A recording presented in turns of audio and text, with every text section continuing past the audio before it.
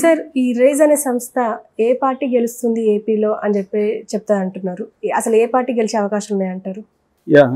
నిన్న కూడా మనం ఒక సర్వే గురించి మాట్లాడాము. అదేంటంటే నిన్న మాట్లాడింది న్యూస్ అరేనా అనే సర్వే. యాక్చువల్గా గత కొంతకాలంగా ప్రీ పోల్ సర్వేలు చాలా వస్తున్నాయి. పోల్ స్ట్రాటజీ అనే ఒక సర్వే వచ్చింది, పొలిటికల్ క్రిటిక్ అనే ఒక సర్వే వచ్చింది, లోక్ పోల్ వచ్చింది, ఎరేనా వచ్చింది. ఈ 4 సర్వేలు కూడా వైసీపీ ప్రధానంగా అధికారంలోకి వస్తుందని చెప్పాయి.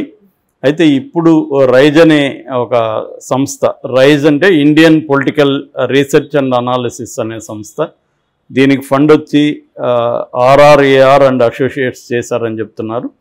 ప్రవీణ్ పుల్లట అనే వ్యక్తి పేరుతో ఈ సర్వే ఉంది. సో ఈ సర్వే వాళ్ళు ఏం చెప్పుకుంటున్నారంటే, మేము 1,89,000 మందిని కలిసాము, దాదాపు 168 కాన్స్టిట్యుయెన్సీలోకి మేము ఈ సర్వే చేశామని చెప్తున్నారు. సో ఈ సర్వేలో వాళ్ళు బలంగా చెప్తున్నది ఏమంటే టీడీపీ జనసేననే మళ్ళీ అధికారంలోకి వస్తుంది అనేది ఈ రైజ్ సర్వే వాళ్ళు చెప్తున్నది. సో టీడీపీకి 94 వస్తాయి, టీడీపీ జనసేనకి 94 వస్తాయి, వైసీపీకి 46 వస్తాయి. ఒక 35 చోట్ల టైట్ ఫైట్ ఉంటుంది అనేది ఈ సర్వే చెప్తున్నది. ఇక పర్సంటేజ్ పరంగా తీసుకున్నప్పుడు టీడీపీకి 46.57%, జనసేనకి 10.4%, వైసీపీకి 40.3%. ఇది వీళ్ళు చెప్తున్నది. అంటే జనసేన తెలుగుదేశం కలిస్తే 56% అనేది వీళ్ళు చెప్తున్నారు. అంటే ఒక మ్యాసివ్ విక్టరీ రావాలి. కానీ అన్ని సీట్లు అయితే అన్ని చెప్పట్ల, పర్సంటేజ్ అయితే చాలా ఎక్కువ ఉంది, 56%. జగన్కి వచ్చేది ఓన్లీ 40%. సో మిగతా వాళ్ళకి 2.68% అనేది చెప్పారు. దీనికి రివర్స్గా నిన్న మనం చెప్పుకున్న సర్వేలో రివర్స్గా ఉంది. సో ఏదేమైనా నేను నిన్న కూడా అదే చెప్పాను, ఈ సర్వేలని గ్యారంటీగా నమ్మే పరిస్థితి లేదు. ఎందుకంటే ఈ సర్వేలు అన్నీ కూడా ఏదో ఒక పొలిటికల్ పార్టీకి అనుకూలంగా ఇవ్వడానికే ముందే ప్లాన్ చేసుకొని ఇచ్చే సర్వేలు ఎక్కువ ఉంటాయి, ప్రీ పోల్ సర్వేలు. అదే ఎగ్జిట్ పోల్ సర్వేలు అనుకో మనకు ఇది ఉండదు.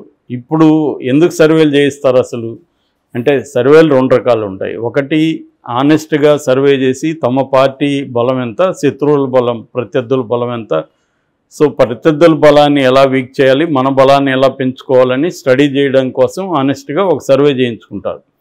రెండోది ప్రజల కోసం ఒక సర్వే ఉంటుంది. అంటే ప్రజల మైండ్ సెట్ని సైకలాజికల్గా ఎఫెక్ట్ చేసి గెలవబోయేది పలానా పార్టీ అని కానీ ప్రజల్లోకి తీసుకెళ్తే, సో ప్రజల్లో ఎలాగో అది గెలుస్తుంది కాబట్టి మనం కూడా దానికి వేద్దామన్న ఒక మైండ్ సెట్ని తీసుకురావడం అనేది కూడా సర్వేల పర్పస్. అందుకని వైసీపీ బాగా డబ్బులు ఇచ్చి అనేక సర్వేలు చేస్తుందని తెలుగుదేశం విమర్శిస్తుంది. తెలుగుదేశంకు అనుకూలమైన సర్వే వస్తే సేమ్ విమర్శ వైసీపీ చేస్తుంది. సో ఇది అందరూ అన్ని పార్టీలు చేసేది. కాబట్టి ఈ సర్వేల విశ్వసనీయత ఎంత అనేది మనం 100% చెప్పడం కష్టం. ఇప్పుడు రైజ్ సర్వే అయితే క్లియర్గా టీడీపీ జనసేన కూటమి విన్ అవుతుందని చెప్తుంది. ఇందులో బీజేపీ కాంగ్రెస్ రోల్ ఏంటని చెప్పలేదు.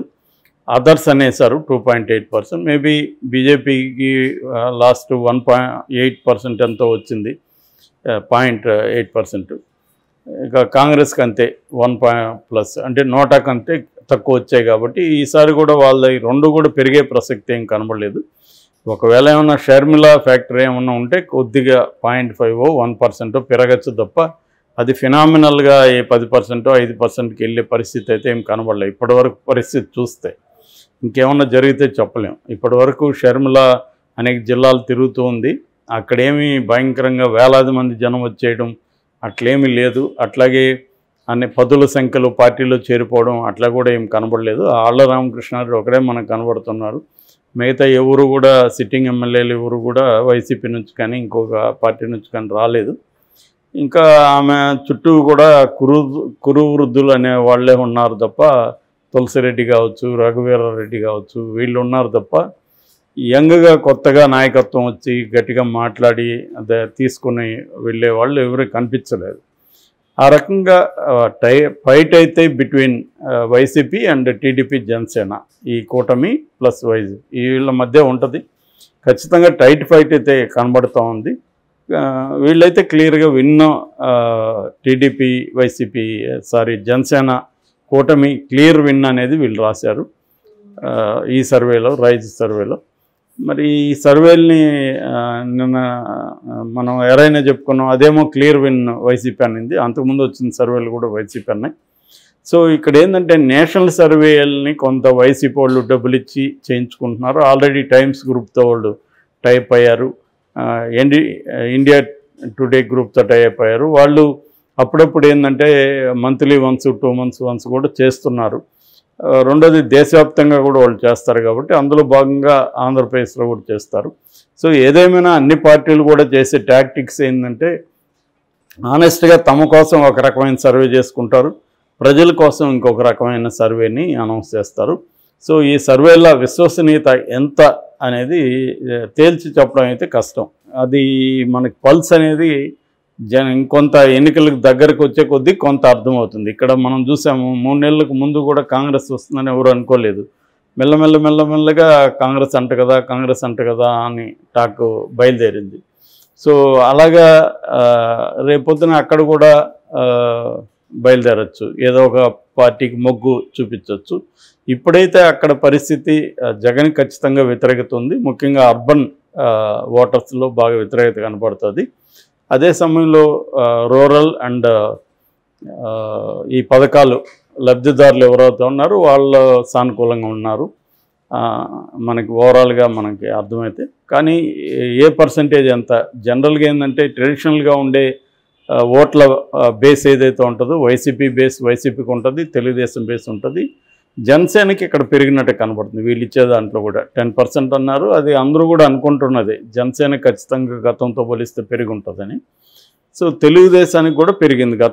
గతంలో 40% కూడా లేని తెలుగుదేశం ఇప్పుడు 46% పెరిగింది అనేది వీళ్ళు చెప్తున్నారు. అట్లాగే వైసీపీకి తగ్గింది, 50+ ఉన్నది ఇప్పుడు 40కి వచ్చే 10% ఓట్లు తగ్గింది. ఇది నిజమైతే క్లియర్గా వీళ్ళ విన్ అయితే ఉంటుంది ఈ సర్వే నిజమైతే.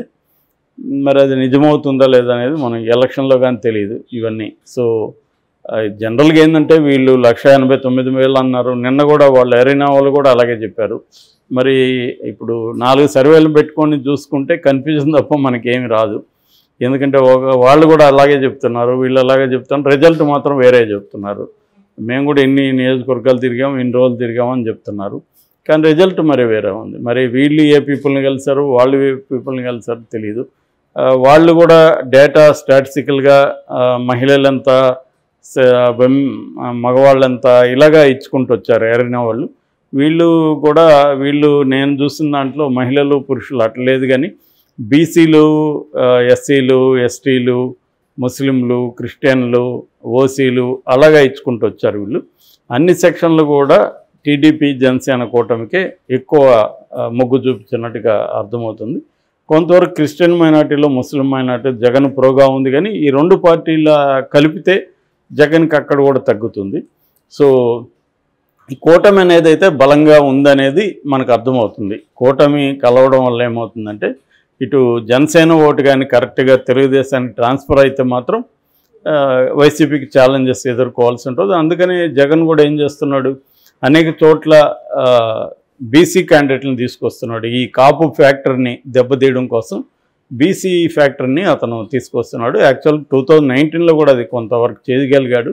అయితే 19లో కాపులు తెలుగుదేశానికి కాదని వైసీపీని ఎంచుకున్నారు. ఇప్పుడు రివర్స్ అయ్యే అవకాశం ఉంది. రివర్స్ అయితే మాత్రం కాపులు గణనీయమైన పాపులేషన్ ఉంటారు.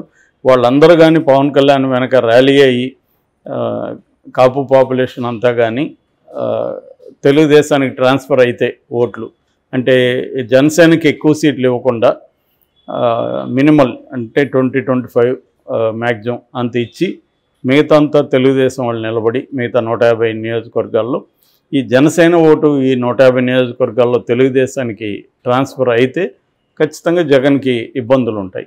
అలాగా ఇది ట్రాన్స్ఫర్ కాకుండా కొంతవరకు చీలిందంటే అంటే వైసీపీ అప్పుడు గెయిన్ అయ్యే అవకాశం ఉంది. ఎందుకంటే 25-30 కంటే కూడా జనసేన క్యాండిడేట్లు నిలబెట్టి గెలిచే పరిస్థితి లేదు. అది కూడా చంద్రబాబే కొంతమందిని అక్కడికి పంపించి వాళ్ళని గెలిపించుకునే బాధ్యత కూడా ఈయనే తీసుకోవాలి. ఎందుకంటే మిగతా నియోజకవర్గాల్లో జనసేన ఓటు కోసం. సో అది అటువంటి పని చేయాల్సిన అవసరం చంద్రబాబుకు ఉంది.